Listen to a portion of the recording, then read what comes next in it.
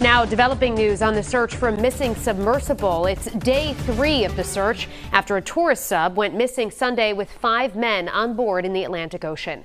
I'm Shannon Heggie. I'm Mike Montecalvo. The U.S. Coast Guard provided an update this afternoon confirming underwater noises were heard near the search site around the Titanic wreck. 12 News reporter Anita Buffoni has been tracking today's developments. She joins us now live in studio with the details. Anita? Well, Shannon and Mike, there's still no word this hour if the 5 men aboard the missing submersible have been found. The Coast Guard today confirming those banging underwater noises were detected multiple times both yesterday and today. Underwater noises heard near the search site of the missing submersible, giving a glimmer of hope as experts determine where and what the sounds came from. If you continue to do the analysis, look for different patterns and search in the right area, you're doing the best you possibly can do. The U.S. Coast Guard Wednesday said additional remote-operated vehicles, or ROVs, are being deployed to the site to assist, in addition to the air support in this international effort. U.S.-based Ocean Gate Expedition owns the sub. The Titan was headed hundreds of miles off the coast of Rhode Island, south of St. John's in Canada, to get an up-close look at the Titanic wreckage. The Titan was headed to the famous wreck nearly 2.5 miles underwater, twice the depth of the Grand Canyon.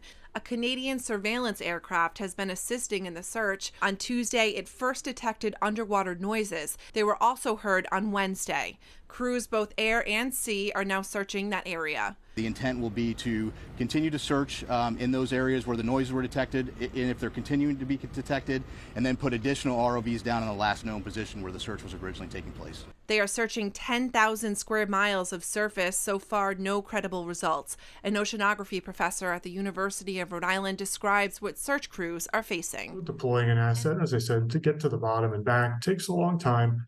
And it's also pitch black where they are searching. It's imagine searching a large area with a flashlight at night. Now, the Coast Guard cutter Sycamore, based out of Newport, is one of the many assets helping in this search effort. The Titan could run out of oxygen by tomorrow morning. I'm Anita Buffoni, 12 News. Developing news, the Coast Guard and Canadian Armed Forces say the hunt for the missing sub near the Titanic wreck is still a search and rescue mission. A remote-controlled underwater vehicle that can scan the seafloor is expected to arrive at the search area tomorrow, which has grown to twice the size of Connecticut. 12 News reporter Anita Buffoni has updates on this underwater sounds and joins us live in studio. Anita? Well, Mike and Shannon, as of this hour, the Coast Guard has not said whether the 5 men aboard the Titanic expedition submersible have been found. We now know that those underwater noises have been heard again this morning. It's day 3 of an extensive search in the North Atlantic for the submersible that went missing Sunday.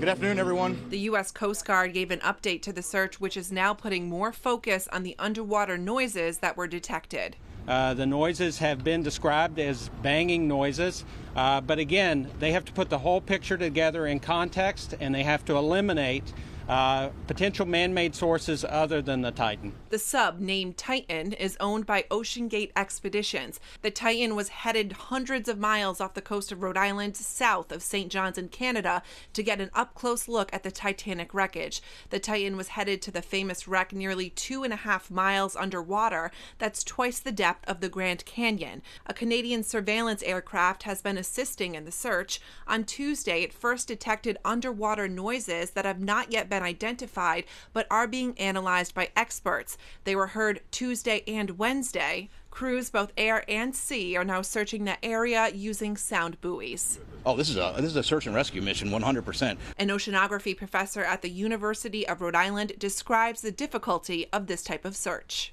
Getting them to that location is not easy. The surface ships carrying that equipment go slow, right? So these ships only go 12, 15 knots, right? That's as fast as you're going to ride a bicycle.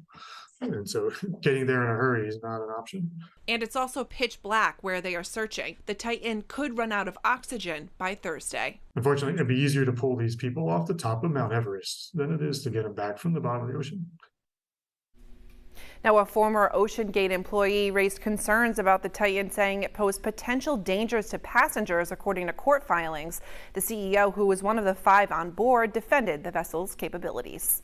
I'm Anita Buffoni, 12 News.